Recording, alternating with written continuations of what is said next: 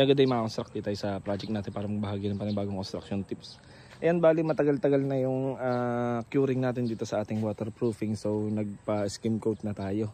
So napakalaking bagay na after ng waterproofing is nagpapa-skim coat tayo dahil hindi natin may iwasan, lalo na pagka rough finish yung ating plaster is may mga voids yan gaya nito. Ayan, makikita nyo.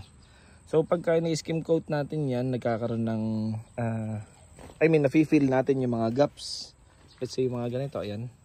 Nafi-fill natin yung gaps dahil sa skim coat, and mas nagiging even yung surface natin. Ayan.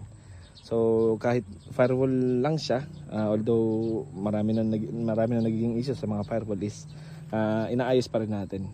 After natin mag-apply ng skim coat, apply tayo ng primer paint, which is yung latex natin na flat. Then tsaka tayo mag-apply ng waterproofing paint, which is yung elastomeric. Ayan. So ilan po na muna share natin yan. This is Engineer Barlan sharing another construction tips. Thank you mga construct.